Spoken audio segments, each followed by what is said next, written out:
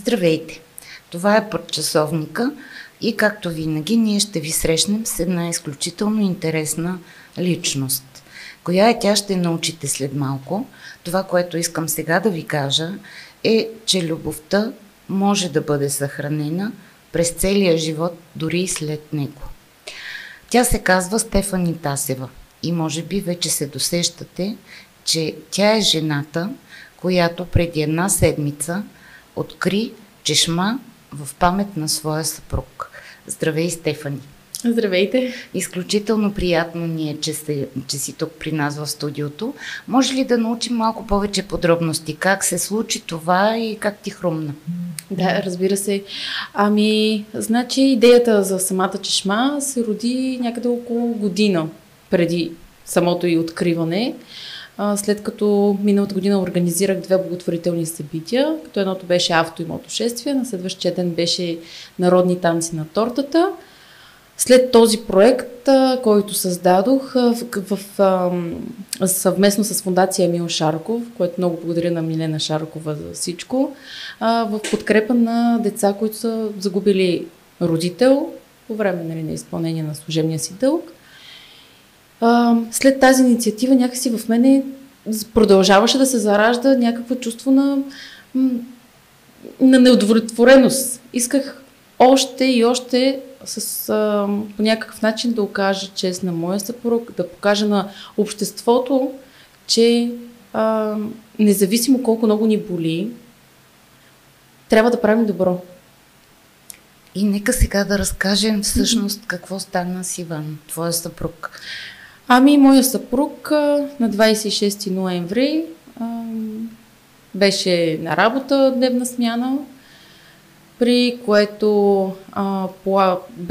оказваше всъщност съдействие на една пътна машина, полагаща пътна маркировка на магистралата, и при неясни точно обстоятелства какво точно се е случило, в неговото платно навлиза един шофьор на тогава заветната 74 годишна възраст и буквално ги помита. Спомням си, че заедно с него имаше и негов колега. Да, и неговия колега. За щастие той оцеля, независимо от травмите, които беше получил. И до ден днешен с него поддържаме наистина изключително близки отношения с неговата съпруга. За мен те са уникално семейство. Не само сега, ами и преди да почине моя съпруг. Просто чист късмет. За съжаление, моя съпруг нямаше този късмет. Бореше се. Направихме... Оказахме всякакъв вид, емоционално го подкрепяхме, лекарите положиха изключителни усилия, за което изключително много благодаря на Пловдивската болница, но травмите бяха несъвместими с живота. И той си отиде на кой декември? На 4 декември. На 4 декември. Да. И всъщност в негова памет е тази чешма. Да, всъщност тази чешма, в негова памет е, но тази чешма искам да бъде символ на любовта. Да бъде символ на това, че никога човек не трябва да се отказва. По българските традиции, чешмата по принцип, когато се изгражда, е за живот и благоденствие. Да. Самата чаща вода пък символизира изчистването на, ако щете, на карма, на някакви такива събития, които са се случили в предишни поколения. Отделно покрай чешмите едно време са се събирали млади, запознавали се. Някъде прочетох, че вие всъщност се запознавате така. Да, точно може така. Да беше един зимен ден. Мой приятел, се оказва всъщност, че и негов съученик, ми се обади да се видим. И ми каза, аз ще излизам с 2 мои приятели и хайде да се видим, че доста време не сме се виждали. При което аз казвам, добре, айде ще дойда с вас. И точно пред чешмичката на Тракия го видях за първи път, буквално. То звучи малко като на филми, така като измислица, но вярвате ли ми, поглеждайки го в очите, се погледнах себе си. Почувствах се цяла. Човек да се почувства цяла. И Няколко месеца след това вече, нали, нещата прераснаха в, нали, в срещи, следва връзка и така. И се роди и детето ви. Да, се роди и детето ни. Откриването на чешмата беше така в дата, която е важна за мен, тъй като около 21, 22, 23 юни, тогава всъщност официално се гаджосахме, така нареченото. След това пък тогава се изгодихме на следващата година и за мен юни месец е специален месец. Аз съм родена тогава, моя съпруг е роден тогава, нали, тогава ни е годежа и наистина за мен юни месец е много специален месец. И това не е първото нещо, което ти правиш в негова памет? Не. Няма и да бъде и последното. Като цяло, вярвам, че това, че аз си го помня, аз си го обичам, но искам чрез тази болка, която в момента изпитвам, да правя нещо добро. А не нали, да се съсредоточа в нея и да стане една, как да кажа, неудовлетворена жена, постоянно да съм тъжна. Защото, повярвайте ми, първата година и сега, когато си говоря с моето дете, той ми каза, мамо, ти беше седен, плачеше, изглеждаше една такава черна. Самата ми енергия е била такава, което е съвсем нормално, нали? Аз не казвам, че не е нормално. Не казвам, че сега не ми е тъжно. Сега продължавам, нали?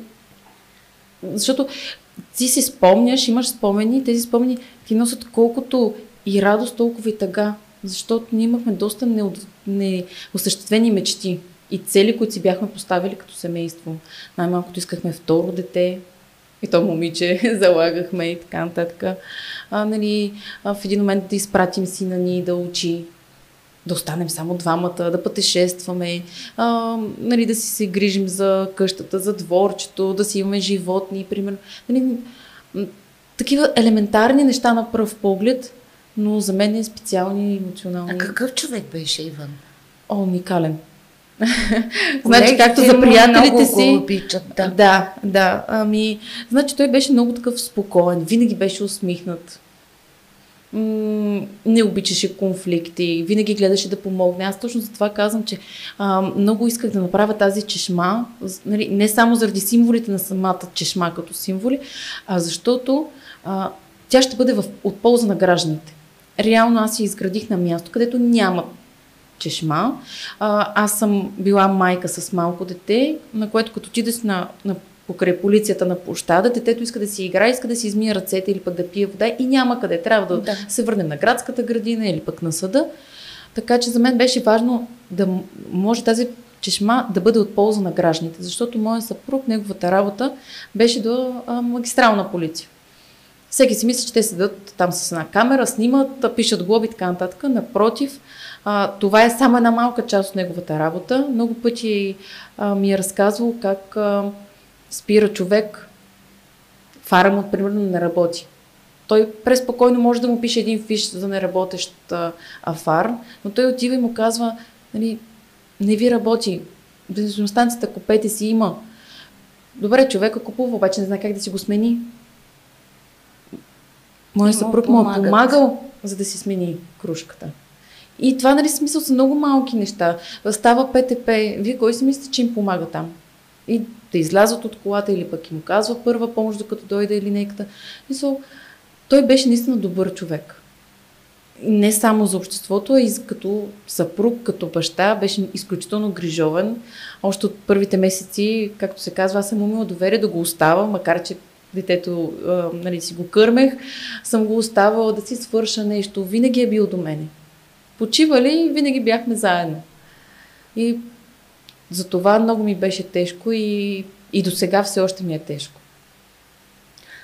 Добре, а какво ще разказваш на твоето дете по-нататък? За баща? За баща му. Имаш ли още спомени, които са толкова ярки от теб? Абсолютно. Колкото... Няма нещо, което да не ми е ярко в момента. Значи, губят ми се от деня на катастрофата до, може би, този момент. А ти къде беше, когато стана това? Честно ли? Да. Готвих пилешка супа. И какво се случи? Отворих си Фейсбука и разбрах за катастрофата. И никой ли не се обади да каже, да предупреди? В този момент не. Поради тази причина все още не съм сготвила за пилешка супа. И няма и да сготвя, може би. Все още. Не го чувствам.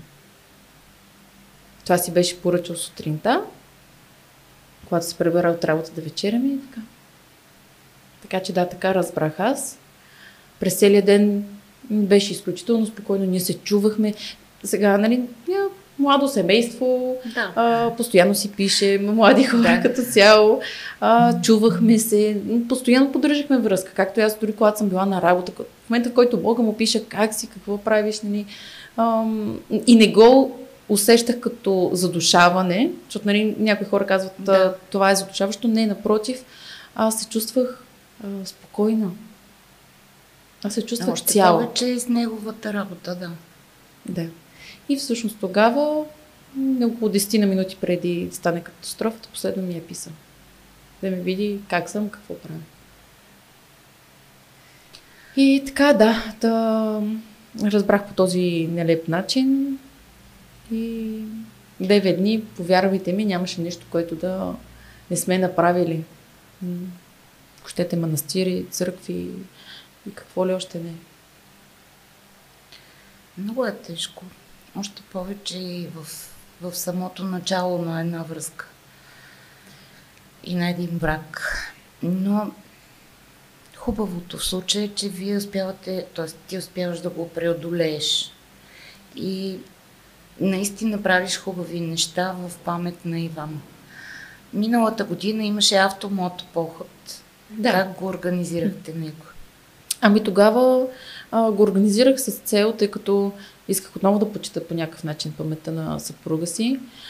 Тогава детето ми участваше в детската градина, ходеше на народни танци.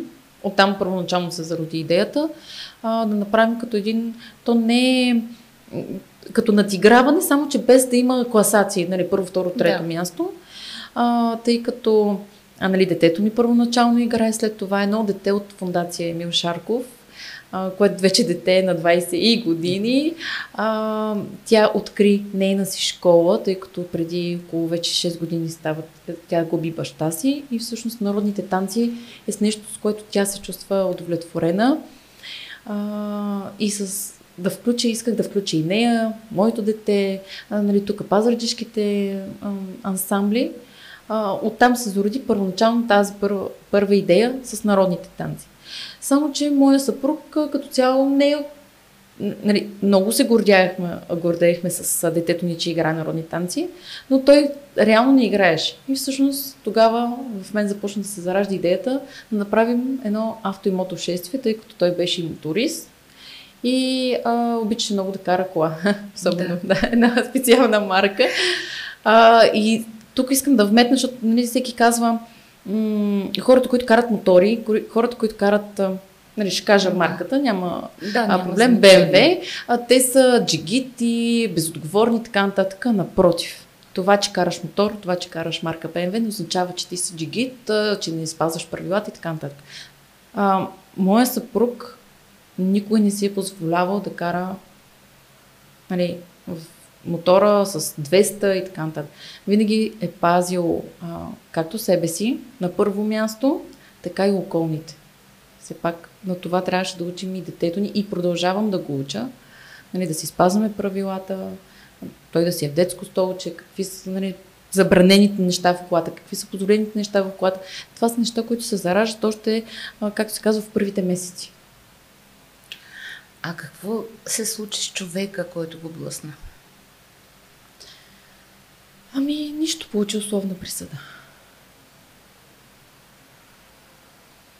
Това вече няма как да го коментираме, ужасно просто. Ами... Защото се случва, всеки ден се случва. Всеки ден някой умира по този нелеп начин. Дали от глупостта на някой друг, който е на пътя, дали заради безотговорността, че някой се е дрогирал или напил, или нещо друго направил. И сякаш хората не могат да проумеят колко крехък е човешкия живот и колко лесно може да свърши. Да, точно за това казвам, че всичките тези как да кажа, това самосъзнание се ражда в детето още когато е малко. Моето дете в момента е на 6 годишна възраст, но той знае къде трябва да се пресича. Когато пресичаш на пешеходна пътека, кара тротинетка, слизаш от тротинетката. Когато пресичаш, ти си пешеходец.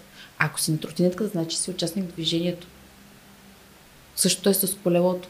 Не може днес, примерно аз правя ляв завой на пешеходна пътека, изчаквам хората и възрастен човек кара колело на пешеходна пътека. Добре, с този пример децата гледат. Същото е и с родителите. Ако родители не му направи забележка, слез мама от колелото, пресечи като пешеходец, детето няма как да се научи. Това е самосъзнанието. И за съжаление обаче хората им е по-лесно да го нямат това самосъзнание. По-лесно се живее сякаш. Докато не им се случи някакво нелепа случка, дали те ще бъдат ударени, дали ще загубят някого, както при мен. За да започнат да осъзнават, че това не е нормалния начин на мислене и на действие. Другото, което вие казахте, че условни присъди и така нататък, да, нашето законодателство има нужда от някакви промени. Но първо тези промени трябва да дойдат от нас, хората. Защото пиейки една бира, голяма работа, или 2 бири, или пък айде сега една линия ще дръпна и ще се кача на колата, то нищо ми няма, аз съм само в еуфория.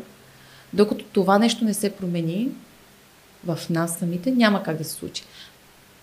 Закона единствено може да наказва по-строго, защото за мен също не е нормално. Хващате пиян и имаш глоба примерно 100 лева и отнемане на книжката 3 месеца. Добре, за първо провинение, всеки греши. Няма безгрешен човек. Не съм Господ най-малкото да съдя. Изобщо не бих искала да влизам в тази роля. Но при второ, при трето провинение, защо трябва да се случи някакъв фатален край, за да може да се вземе под предвид? Точно това се учи опита. В повечето от случаите човек, който е извършил подобно нарушение, довело до смъртен случай, това не му е първо провинение. Абсолютно. Да, айде да не кажем в 100%, но в висок процент от преди това също си имал такива наклонности да просто прегрешава. Е бил прикриван, или по някакъв начин ситуацията е била туширана, без да се стига до съд и до полиция и така нататък. Съгласна съм с това. Точно поради тази причина трябва да има някакси контролните органи, в случая КАТ, полицията, трябва да има като регистър за нарушителите. И периодично се проверя, защото какво си казват? Имаше миналата или по-миналата година, ще ви излъжа, около 90 годишен ли беше, над 80, който краде ключовете. Взимат ключовете, качва се на колата, самокатастрофира, само че в стълб и роднините казват ми, не може да вземем ключовете. Кой да му ги вземе? Добре, взимат му ключовете, той взима на комшията и пак прави същото.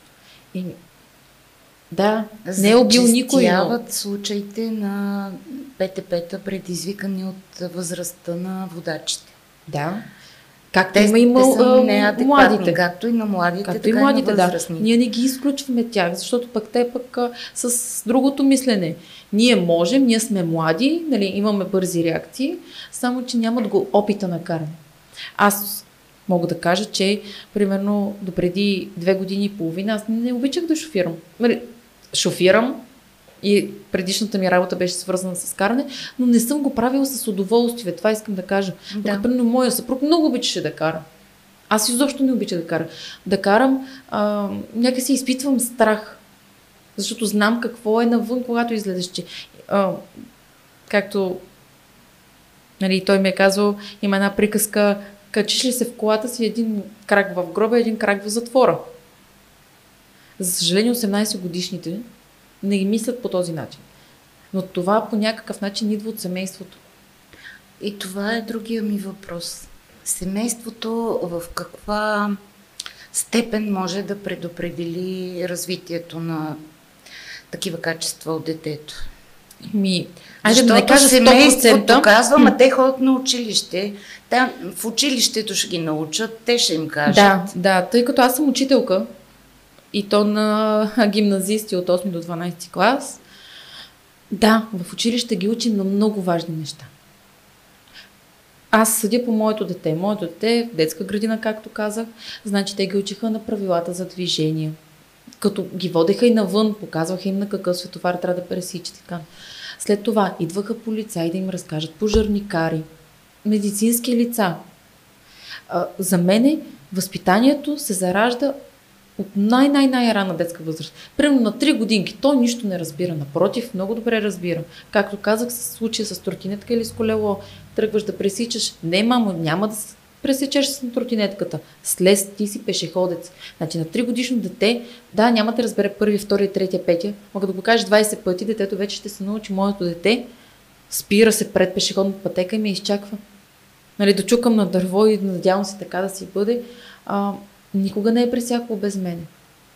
Никога не е пресякало, да, имало някакви случаи, примерно заплесне се или нещо подобно, но в 90% от случаите той слиза от превозното си средство. Така че за мен семейството играе над 90%. Защото до 3 годишна възраст ги възпитаваме ние. След това отива в детска градина. Да, те прекарват голяма част от времето си там, но не можеш родителя да абдикира. Нали, взимаш си го в 5 часа от детска градина и ти до 8 часа на следващия ден си абдикирал. Няма как да се случи това нещо. Ти извеждаш това дете на разходка, извеждаш го примерно ще го водиш на вечеря, на ресторант. Трябва това дете да се научи как да се държи на обществено място, пред други хора. Всичко това се изгражда от родители. Не се изгражда от учители.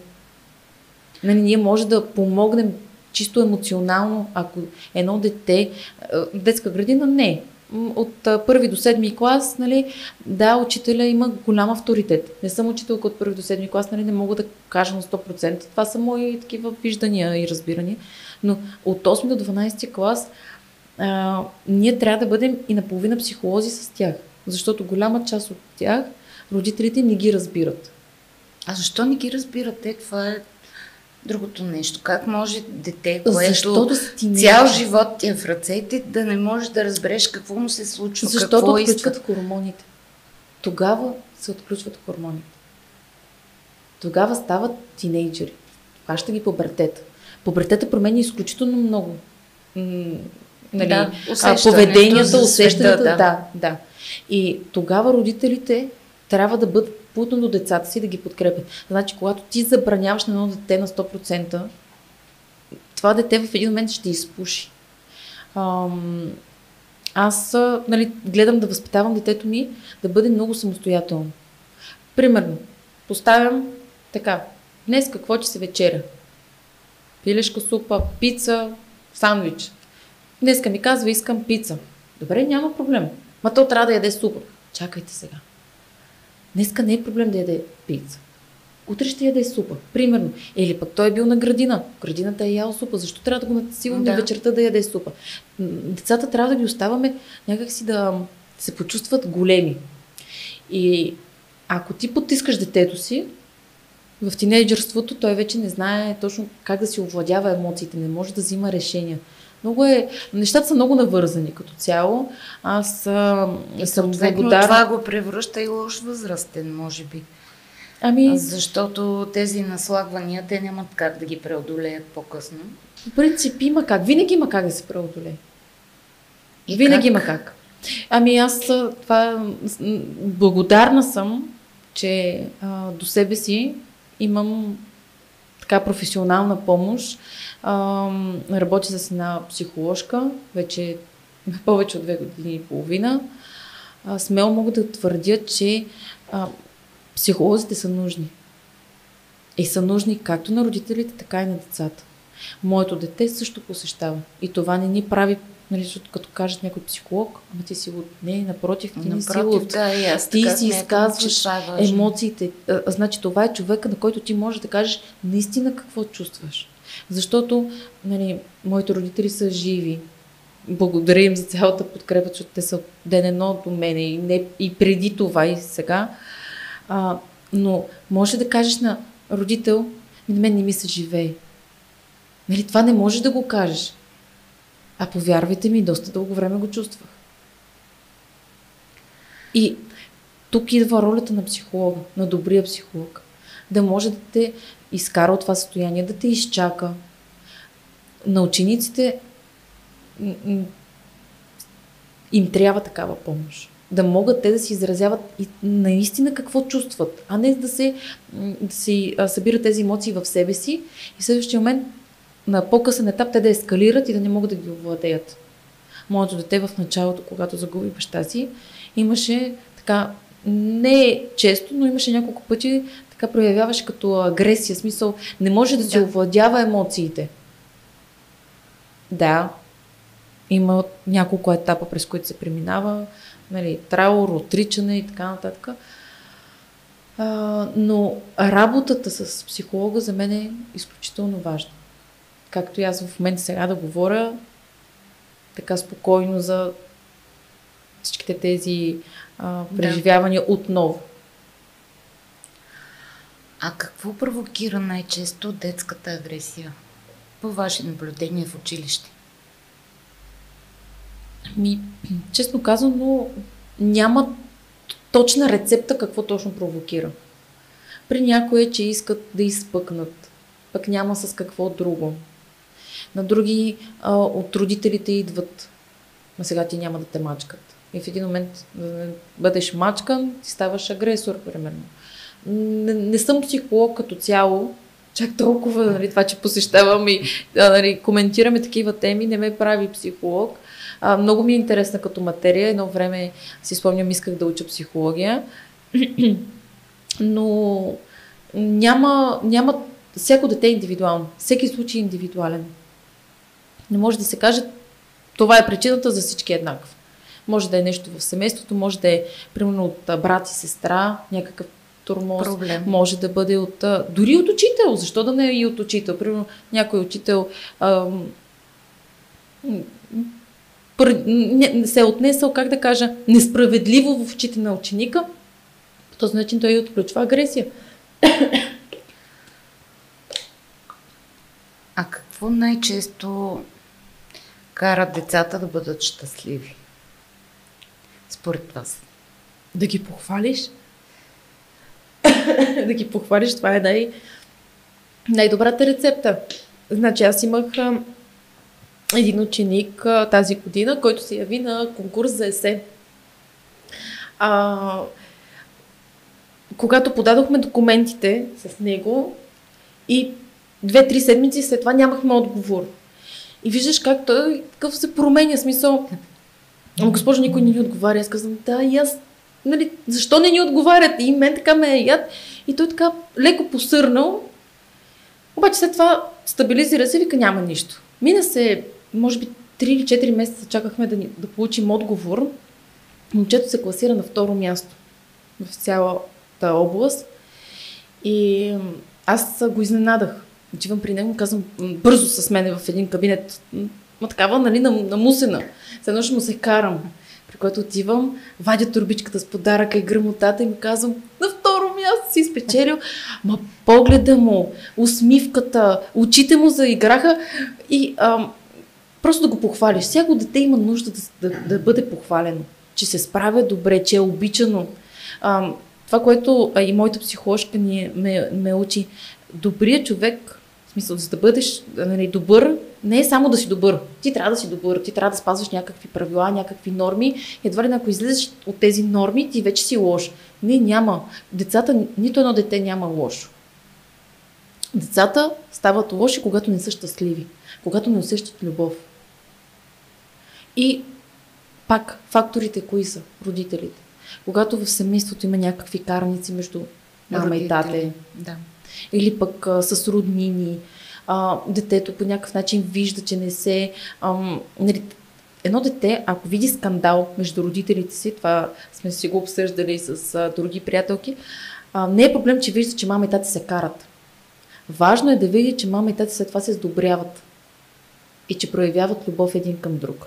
Защото света не е устроен всички да бъдем щастливи и усмихнати. Да, постоянно. Абсолютно. Това няма как да се случи. Нали, на работа някой ще направи някакъв гаф, ти ще се изнервиш, някой съученик ще каже, примерно някаква тайна ще се изпусне, която ти си му споделил, ученик ще се ядоса на това нещо. Но ако имат уважение един към друг и отидеш и кажеш, извинявай, че така те изпортих, примерно, без да искам беше, как да има агресия? Няма да има агресия. Но трябва да си признаваме грешките. Лошото е, че ние като цяло не обичаме да си признаваме, когато грешим. Днешното поколение не се възпитава да казва извинявам се, сгреших. За тях това е унижение. Нали, това са мои такива наблюдения, не си го налагам естествено, но аз гледам да уча моето дете да казва благодаря, да казва довиждане, да казва извинявам се. Естествено, те са деца. Дразнят се, закачат се. Кое дете не се закача? А как се справяте в училище с това нещо? С кое?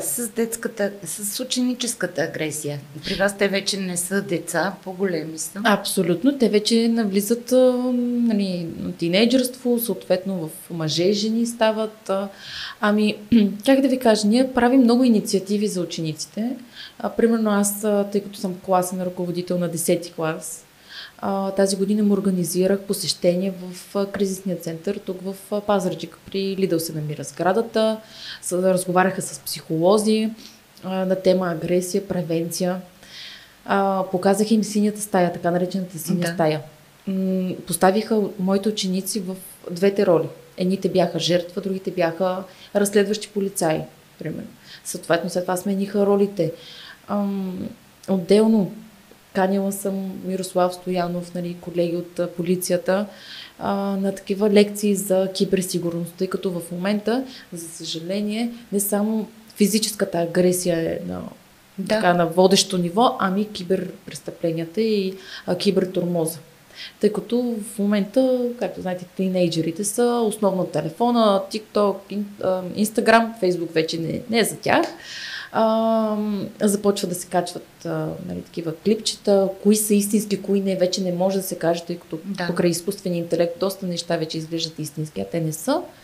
И им водих такава лекция за превенция и за това, че независимо, че те уважават примерно една снимка или пък една заплаха, тази заплаха в един момент може да прерасне. Така че не трябва да се подценява. По-добре органите на реда да са уведомени, ако има нещо притеснително, отколкото децата да се затварят и да мълчат. Водим ги в младежкия дом също от Министерството на Вътрешно министерство организира такива дни. Така че гледаме с лекции и ние като не само класни ръководители, ами като преподаватели, някак си да подхождаме към тях и психологически. Не е важно, днес ще изкараш двойка. Не е важно днеска двойката. Защото утре можеш да изкараш и 3 шестици. Този ден детето не се чувства добре, може да се е скарал с родител, може да се е скарал, те вече са и в пубертета, имат гаджета, скарал си се с гаджето, не тия ден изпитват и изкарваш двойка. Това не те прави лош ученик, в никакъв случай. Аз не съм на мнение, че една двойка е... Знаеш ли кое ми е другото много интересно нещо? Какво се случва на родителските срещи сега?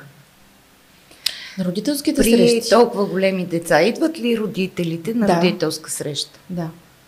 От моя клас, тъй като имам и пътуващи ученици, съответно и родителите им трябва да пътуват. Вече няма... Работното време не е от 8 до 5. Ние правим родителските срещи в удобно за тях време, но с тези нощни смени, с тези смени на работа по 12 часа, имам родители, които не могат да дойдат. Това не означава, че ние не сме говорили с тях по телефон. Така че аз имам над 80% присъствие, а другите 20% се чувам по телефона. Имам едното ми дете, родителя му е международен шофьор. Ние поддържаме с него връзка. Той ми се обажда периодично. Как е детето? Справя ли се? Някакви проблеми? Затова казвам, независимо каква работа работиш, ако родителя е заинтересован от детето си, винаги ще намери начин. Да. Аз съм от хората, които и в 8 часа вечерта да ми се обадиш, няма проблем. Защото ние, нали, за това работим. Децата да израснат, децата да се впишат в обществото, децата да станат Хора. мъже, жени, хора добри, щастливи. Да. И утре, като ме видят след, примерно, след 5-10 години, дете да ме подминат по пътя и да кажат, ей, моята класна или моята госпожа. Така ме посъветва, така ми помогна. Ние сме там за тях, в крайна сметка. Но искаме естествено, нали, уважение, да се учат, нали, няма да всичко да им е даро, в крайна сметка. Така че да, на това гледаме да учим нашите ученици. И вярвам, че до някъде успяваме. Имаме, нали, ето сега с мой ученик, водим ги на състезания, доста добри призови. Наскоро участваха в едно ново състезание Роболига. Един от нашите колеги ги заведе, спечелиха първо място за първо явяване. А какво представлява самото състезание? С едни колички, които те ги сглобяват. Това е част от обучението. Да. А каква е специалността? Значи аз реално водя на 2 специалности. Едната е системно програмирането, а другото е програмиране на изкуствен интелект в професионална гимназия по механо-електротехника. Да. Преподавам. Така че да, учим децата да изразяват себе си. Да могат да кажат, на мен сега ми е интересно роботиката. Добре, дай сега ще видим какво може да измислим, нали, какви състезания има, какво ново има в така, интернет пространството, с кое може да се запознаем, защото не всичко е включено в учебния план. Няма как да бъде включено всичко. Да. И така че според мен нашите ученици успяват. Ето, други мои ученици сега бяха на едно състезание, аз мога тук и сега, което е изключително така зареждащо и емоционално, и образователно състезание. За първо участие те взеха в топ 20 са, което е много добре, над 50 отбора участваха. Така че за мен всичко е комплексно. Работата на родителите, след това на учителите, самото дете, средата му. Съгласна съм, средата винаги оказва влияние. Но каква музика слушат сега учениците на тази възраст? Има ли нещо конкретно, което да ги обединява? Основно е чалга. Те сега са си, да. Естествено, новите хитове на Fire слушат, което до някъде не е лошо, макар че, нали, някой път така, не всички песни са му много окей, но пък ги учи да се борят с живота. А книги? Книги. Аз не съм ли по литература? Аз съм в направление компютърни науки. Да. Имаш наблюдения, защото с колегите предполагам, че споделяте. Да, но специално за книги, честно казано, примерно, моята специалност, те са системно програмирани. Те са повече насочени към програмни езици. Нали, ако видите какви книги, в момента част от учениците учат езика Python. Да. Или пък надграждат себе си в разработката на уебсайтове, т.е. учат JavaScript, HTML, CSS, макар че все още, нали, моя клас специално не са ги учили, но те сами вкъщи са започнали да се интересуват и да четат. Така че, нали, за такава специална литература мога да кажа, но като тип произведения или пък автори нямаме време. Да. Имаме в крайна сметка 45 минути и хем да си предаде материала, хем, нали, ако видиш нещо притеснително в някой ученик, да окажеш някаква помощ. Така че трудно е. Не е лесна задачата да съчетаем всичко. Така че за литература съжалявам, но... Добре, изключително интересно и мисля, че пак ще те каним на гости с други теми. Това беше всичко за днес от нас. Очаквайте ни следващата събота, когато също ще имаме интересни гости в студиото. И до нови срещи!